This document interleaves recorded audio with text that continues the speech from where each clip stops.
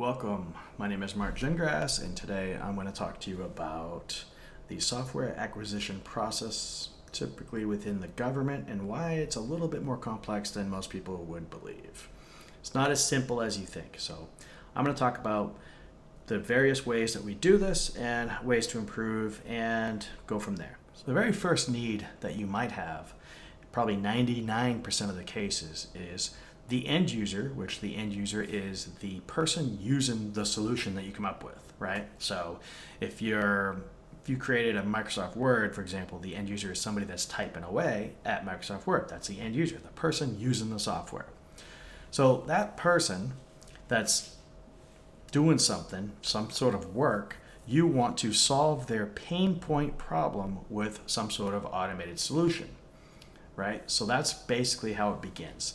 The end user, the stakeholders, have a problem they want solved. Okay, so you go in there and you say, let's take a look at this problem. And when I say take a look, I mean behind their shoulder, or you do the actions yourself. Do their job, become their job. That's very important. You're going to see things that they never saw. You're going to see a different perspective, and vice versa.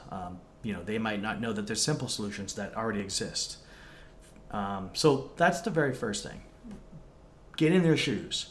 Once you get in their shoes, go to the pod next over or the office next door and get in their shoes and say, do you do the same process? Show me your process. Oh, it turns out it's slightly different.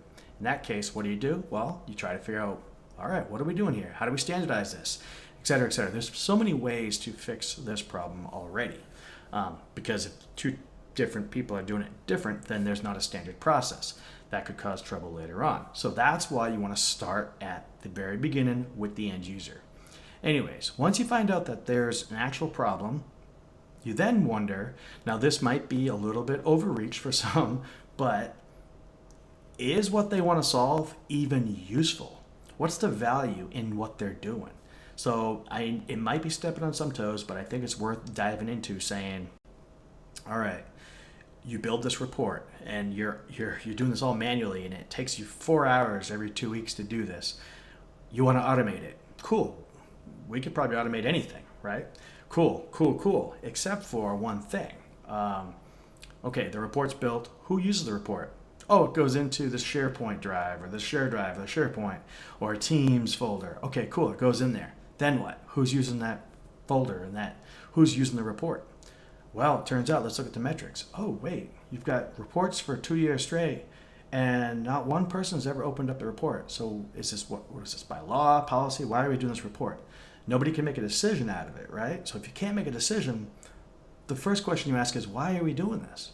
It's okay to challenge the business process and say, there's no value added. Nobody's using these reports. Now, you're doing it just because you've been doing it for years? So that's the first thing. Try to tackle that. If the fact is they need that report for some reason, for some value-added reason, whether that be by law or because somebody actually does make a decision out of it, some leader maybe, then press on. All right, so you've gathered, you've shadowed the person, you've got the process figured out, you mapped it out. There might be some various ways others do it. Find the coincidences. You mapped out the process, the current state, and now you say, okay, now I've got this clear picture. It's all written down. I can move on to the next step.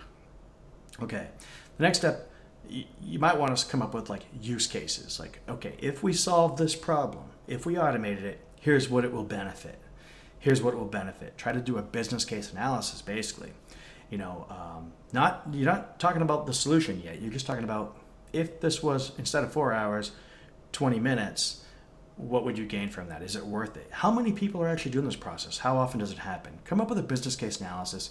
Work with the subject matter experts. Try to figure this number out because you're going to need this ammunition to give to leadership. Throughout the entire process, you're going to have to get leadership buy-in because now you're spending your time trying to analyze this process that they're doing. So eventually you want to come up with some sort of solution. So at this point, now that you map the process, you could start solutioning a little bit and say, okay, I think this COTS software might be able to do the trick, commercial off-the-shelf software, COTS, but we might need to customize some of it. Or there's no commercial off-the-shelf COTS software out there. We have to do custom code. It's going to be completely customized. Let's just go that route, but it's going to be more expensive, right? So at this point, You can recommend a solution to the business users, to the end users, to the stakeholders, to your leadership. Recommend, hey, I think Power Apps workflows can do this, whatever the solution might be. I just made that up. Once that design is complete and you sell that to your audience, then you want to do the contract acquisition side of things. All right, now this is where it gets a little messy, because you want to create a statement of work, which basically details the work that needs to get done, or a performance work statement, which is a very similar thing. But you can't really detail it all out because maybe you're not a software developer or infrastructure guy or a solutions architect. Maybe you're none of those things, but you're trying to gather all the evidence and try to put it all in there. So you kind of have to do it a little bit vague because it's not the proper way to do it, don't get me wrong, but you want to do it a little bit vague to leave room for design changes throughout the contract. And so that's kind of the key goal, is to write it loose enough that you can make small changes, but write it tight enough that they're contractually bound. And that's very hard to do with very little time, but you give it your best effort. Then you create an independent government cost estimate, IGCE. You come up with some sort of, hey, this is what it could cost, and now there could be a whole series of 20 hours of video on how to actually do the IGCE. But we'll start with the fact that it costs money to do this work, so come up with an estimate. You come up with the estimate, you get your statement of work or your PWS, performance work statement, and you move forward from there. Now at this point would be the ideal place to ask for funding. Hey, it's going to cost me X dollars to fund this project. Can I get funded for it? The problem with this is funding is coming from a different organization or a different division or somewhere else, and they will tell you, well, you should have predicted this 2 years ago when we were doing our budget, right? So we're going to create a budget 2 years ago for all the software acquisitions or software DME work, the actual enhancements and functional changes, or operations and maintenance work. We should have predicted this 3 years ago, 2 years ago. That's very difficult to do. There's a reason for it because of the law and how congressional laws mandate that we tell them what pot of money we're going to use over the next X amount of years. Anyways, it's a long and complicated story that should change. But at that point, though, you still request the money. Hopefully your organization gives you the money, and they'd say, yes, we can definitely give you a budget of XXX dollars. Go out there and make it happen. So at that point, you would solicit the contract. Vendors would bid on it. You would evaluate their proposals, pick the winner, et cetera, et cetera. At that point, the contract is awarded. At this point now, that's the point where the work actually starts. So it's a long process to even get to where the work starts.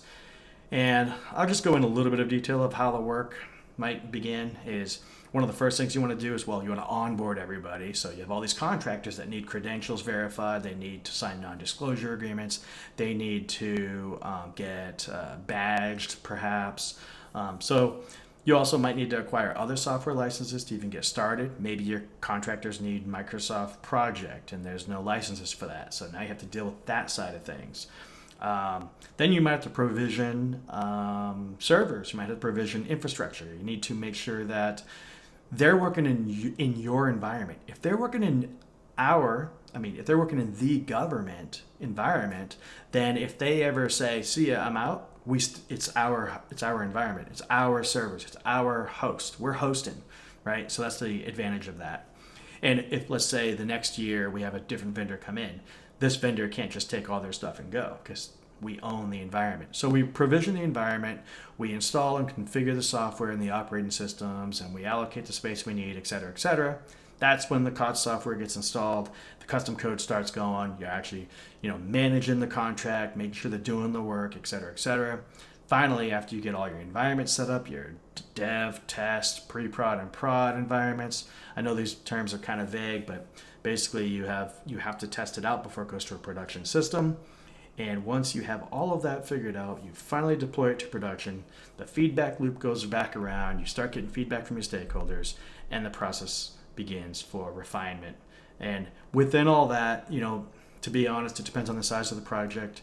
That particular cycle that I just talked through could take, it depends on the experience and the motivation levels and the priority, but that could take a year and a half. It could take as little as maybe 6 months, and it could take as long as 3 or 4 years. It depends. A lot of it depends. Everything depends. But that entire cycle is how it really kind of starts. 99% of these solutions are for some problem that they know exists. Yes, there's problems they don't know that exist that you want to solve as well, but that's a different story. Anyways, this is a 50,000 foot view of kind of how something goes from the guy sitting in the chair or the girl sitting in the chair, she has a problem, to an automated solution. I hope that you find value in this, and if you do, check the like button. I plan on putting a lot more videos up that are just kind of my random thoughts about program management, contract management, and a lot of the government space area. So thanks a lot, and tell a friend about this video, and I'll see you next time.